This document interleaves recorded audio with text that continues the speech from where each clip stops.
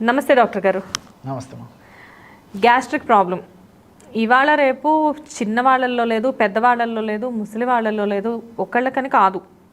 తిన్నా gas problem వస్తుంది, తినకపోయినా వస్తుంది. చాలామంది ఎదుర్కొంటున్న యూనివర్సల్ ప్రాబ్లం ఇది. అసలు గ్యాస్ ప్రాబ్లం ఎందుకు వస్తుంది? గ్యాస్ ప్రాబ్లం రాకుండా ఉండాలి అంటే ఏం చేయాలి? మీరు అన్నట్లు చిన్నపిల్లల నుంచి పెద్దవాళ్ళ వరకు కూడా చాలామందికి సమస్య అమ్మా. అందుకే మీరు క్వశ్చన్ అడుగుతుంటే నాకు ఒక ఇది గుర్తొస్తుందమ్మా. సర్వేషు రోగేషు అజీర్ణం కారణం స్మృతం అని మన ఆయుర్వేదంలో మన మహర్షులు ఎప్పుడూ చెప్పారమ్మా, చాలా సూక్ష్మమైనటువంటి రీతిలో. సర్వేషు రోగేషు అజీర్ణం కారణం స్మృతం అంటే అన్ని రోగాలకి అంటే 99% of the diseases comes due to indigestion or gastric problem అని చెప్పి చెప్పుకోవచ్చమ్మా.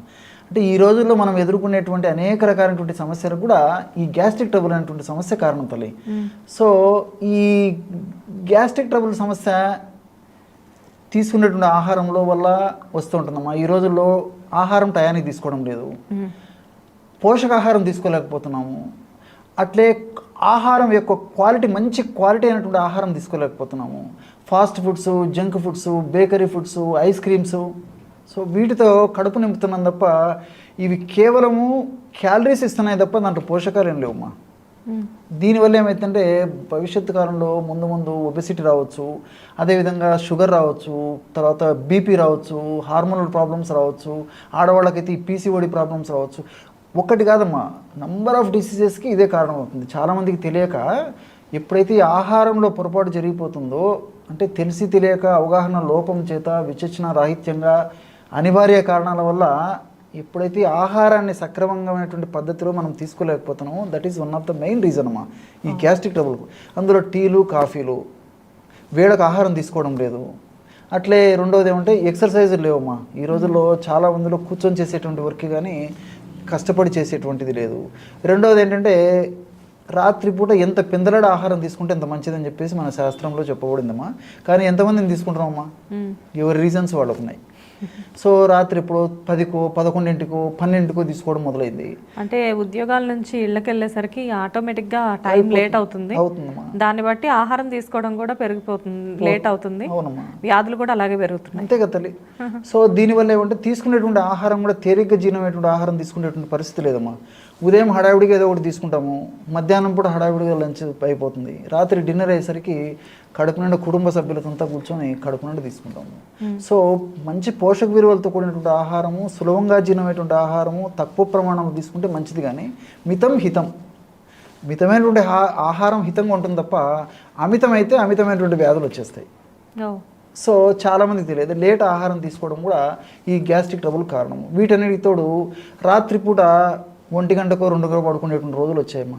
సో ఇంటికి వచ్చిన తర్వాత రిలాక్స్ అయిపోవడము, కుటుంబంతో కొంతసేపు గడపడము, ఈ టీవీలు, తర్వాత కంప్యూటర్ వర్క్స్, పేపర్ చదవడము, వాళ్ళ ఫ్రెండ్స్తో చాటింగ్స్, దీనివల్ల రాత్రి లేటుగా పడుకుంటారమ్మా, ఉదయం ఎప్పుడో లేచేస్తారు. దీనివల్ల సర్కాడియన్ రిథమ్ అంటారమ్మా, అంటే జీవ గడియారం యొక్క వ్యవస్థ దెబ్బతినడం వల్ల రకరకాలైనటువంటి గ్యాస్ట్రిక్ ట్రబుల్ వస్తాయి. అంటే ఈ గ్యాస్ట్రిక్ ట్రబుల్ లక్షణాలు ఎట్లుంటాయంటే అమ్మా, కొంతమందికి ఆకలి కాదు, కొంతమందికి కడుపు ఉబ్బరంగా ఉంటుంది, కొంతమందికి కడుపు నొప్పి ఉంటుంది, కొంతమందికి కడుపులో మంట ఉంటుంది, కొంతమందికి నోట్లో నీళ్లు ఊడుతుంటాయి, కొంతమందికి విరేచనాలు 3-4 సార్లు అవుతుంటాయి, మరికొంతమందికి అసలు 2-3 రోజుల వరకు మోషన్ కాకుండా అయిపోతుంది, కొంతమందికి ఎప్పుడో ఒకసారి మోషన్ అయినా అన్సాటిస్ఫాక్టరీ మోషన్, లోపల ఏదో మిగిలిపోయినట్లు అనిపిస్తూ ఉంటుంది. ఈ విరేచనాల్లో కూడా కొంతమందికి చీము, బంక, జిగురు ఇలాంటివి రావడం, ఇవన్నీ గ్యాస్ట్రిక్ ట్రబుల్ కారణాలమ్మా, లక్షణాలు. రెండోది ఏంటంటే వీటి వల్ల తెలిసి తెలియకమ్మా చాలామందికి ఈ గ్యాస్ట్రిక్ ట్రబుల్ వల్ల కొంతమందిలో ఈ నడుము నొప్పులు, మోకాళ్ళ నొప్పులు, మెడ నొప్పులు, తలనొప్పులు, భుజం నొప్పులు ఇవన్నీ వస్తుంటాయమ్మా. గ్యాస్ట్రిక్ ట్రబుల్ సమస్య తగ్గిపోతే కానీ తగ్గవు. ఇప్పుడు మనం ఏం చేస్తామమ్మా, ఏదైనా నొప్పింది, నడుము నొప్పింది, షాప్కి వెళ్ళడము, లేకపోతే మన ఫ్రెండ్ చెప్పాడను, లేకపోతే ఎవరైనా చెప్పాడను, డైరెక్ట్ మాత్ర వేసేసుకుంటాం. తాత్కాలిక ఉపశమనం కలుగుతుంది, కానీ గ్యాస్ట్రిక్ ట్రబుల్ సమస్య తగ్గింది అది తగ్గదమ్మా. సో గ్యాస్ట్రిక్ ట్రబుల్ సమస్య తగ్గినప్పుడే ఈ సమస్య తగ్గిపోతుంది. సో ఇలాంటి వాటి కోసం అని చెప్పేసి చాలామంది రకరకాల మందులు వాడుతుంటారమ్మా. ఓమెప్రోజోల్ అని, పెంటాప్రోజోల్ అని, ర్యామిప్రోజోల్, లెసినాప్రోజోల్ అని చెప్పేసి, ర్యాబిప్రోజోల్ అని చెప్పేసి రకరకాల మందులు వాడుతుంటారమ్మా. వైద్యుల పర్యవేక్షణలో అవసరాన్ని బట్టి, పరిమితిని బట్టి కొన్నాళ్ళ పాటు వాడుకుంటే మంచిది. కానీ మరి వైద్యుల పర్యవేక్షణ లేకుండా వైద్యులు ఏదో కొన్నాళ్ళు వాడమని చెప్తే వీళ్ళు లైఫ్ లాంగ్ కొనసాగించేటువంటి పరిస్థితి ఉండడం వల్ల క్రమక్రమంగా తెలియని జబ్బులు కొన్ని అయితే తెలిసిన జబ్బులు ఎన్నో వస్తుంటాయమ్మా. సో ఇది ఏమాత్రం క్షేమదాయకం కాదు. వీటన్నిటికి కూడా బ్యాక్ టు నేచర్. ప్రకృతి మనకు గురువు. సో ప్రకృతిని ఫాలో అయితే ప్రాబ్లమ్స్ ఉండవమ్మా. సో ఈ నియమాలు పాటించడం చాలా చాలా మంచిది. అనివార్య కారణాల వల్ల ఒక్కోసారి తప్పని పరిస్థితుల్లో ఈ నియమాలు మనం ఉల్లంఘించినప్పటికీ మంచి మంచి మందులు కూడా ఉన్నాయమ్మా. సో మీకు ఫర్ ఎగ్జాంపుల్ మంచి రెమెడీ చెప్తాను చూడమ్మా. గ్యాస్ట్రిక్ ట్రబుల్కి ఎంతోమంది సఫర్ అవుతుంటారు. మీరు మంచి ప్రశ్న అడిగారు. ఉదాహరణకి వాము తెలుసు కదమ్మా, వాము, అజవాయిన్ అంటారు, ఓమము అంటారు, ప్రతి చోట దొరుకుతుందమ్మా. సో వాము తర్వాత నల్ల ఉప్పమ్మా, బ్లాక్ సాల్ట్ అంటారు. బ్లాక్ సాల్ట్ అనేది సాల్ట్లో సైంధవ లవణము, సవర్చ లవణము, సముద్ర లవణము, బిడా లవణము, ఇట్లా రకరకాలు ఉంటాయమ్మా. ఇది మన జనాలకు కన్ఫ్యూజ్ అయిపోతారు. బ్లాక్ సాల్ట్ నల్ల ఉప్పు అమ్మా, నల్లగా ఉంటుందమ్మా ఉప్పు. దాన్ని ఈజీగా పౌడర్ చేసుకోవచ్చు. మనకు డిపార్ట్మెంటల్ స్టోర్స్లోను, ఆయుర్వేద ఔషధ విక్రయశాలలోను, పచారీ కొట్టలు కూడా దొరుకుతుందమ్మా. ఈ రోజుల్లో కామన్ దొరుకుతుంది. ఆన్లైన్లో కూడా తెప్పించుకోవచ్చు. సో బ్లాక్ సాల్ట్ పౌడరు మనకు దొరుకుతుంది, గడ్డల రూపంలో కూడా దొరుకుతుందమ్మా. సో ఈ రెండుతోనే మంచి గ్యాస్ట్రిక్ ట్రబుల్ మెడిసిన్ తయారు చేసుకోవచ్చమ్మా. ఎలాగంటే ఒక 100 గ్రామ్స్ ఈ వామును వేయించేసేసి చల్లారిన తర్వాత ఒక 100 గ్రామ్స్ వాము చూర్ణం తీసుకోవాలి. 25 గ్రామ్స్ బ్లాక్ సాల్ట్ పౌడర్, ఈ రెండు కలిపేసి మిక్సీలో వేసేసేయండి అమ్మా. 100 గ్రామ్స్ వాముకి 25 grams black salt, that is the ratio.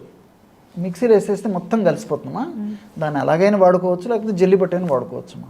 ఒక 1/2 టీ స్పూన్ మార్నింగ్ ఆహారం తీసుకున్న తర్వాత ఒక 10-15 నిమిషాల తర్వాత ఒకసారి, రాత్రి ఆహారం తర్వాత ఒక 10-15 నిమిషాల తర్వాత ఒకటి సరే ఒక 100 ml వాటర్తో ఇఫ్ పాసిబుల్ గోరువెచ్చని నీళ్ళు, అది కాకపోతే కాచి చల్లార్చిన నీళ్ళు, అది వీలు కాలేదనుకోండి మామూలు టెంపరేచర్ వాటర్ అమ్మా. Fridge water, ice water, cold water అయితే వద్దు, మామూలు టెంపరేచర్ వాటర్ అని సరిపోదు. జస్ట్ ఒక 1/2 టీ స్పూన్ అందులో వేసుకొని తీసుకుంటే ఇప్పుడు నేను చెప్పినటువంటి వివిధ రకాలైనటువంటి గ్యాస్ట్రిక్ ట్రబుల్ సమస్యలు తగ్గిపోతాయి. ఈ నొప్పులు కూడా తగ్గిపోతాయమ్మా. చాలా కంఫర్టబుల్గా ఉంటుందమ్మా. చాలా ఫాస్ట్గా పనిచేసే మెడిసిన్. ఎంతోమంది వాడారమ్మా ఈ మెడిసిన్ కూడా. కాబట్టి సింపుల్. అందుకే ఇంకోటి కూడా నాకు గుర్తొస్తుందమ్మా, దీన్ని యవాని అంటారమ్మా సంస్కృతంలో. ఏక యవాని శతమన్న పాచనం అని చెప్పేసి మన మహర్షులు చెప్పారనమాట. అంటే ఒక్క వాము గింజ 100 అన్నపు మెతుకులను జీర్ణం చేసే శక్తి ఉందంటమ్మా. చూడండి, ఒక్క వాము 100 అన్నం మెతుకులను జీర్ణం చేసే శక్తి ఉందంట. అంత కెమికల్స్ ప్రకృతి నిక్షిప్తీకరించి మనకు ప్రసాదించింది. మనం వాటి మీద తెలియక అవగాహన లోపం చేత సక్రమ మార్గంలో మనం సద్వినియోగం చేసుకోలేక ఇలా ఇబ్బంది పడుతున్నామమ్మా.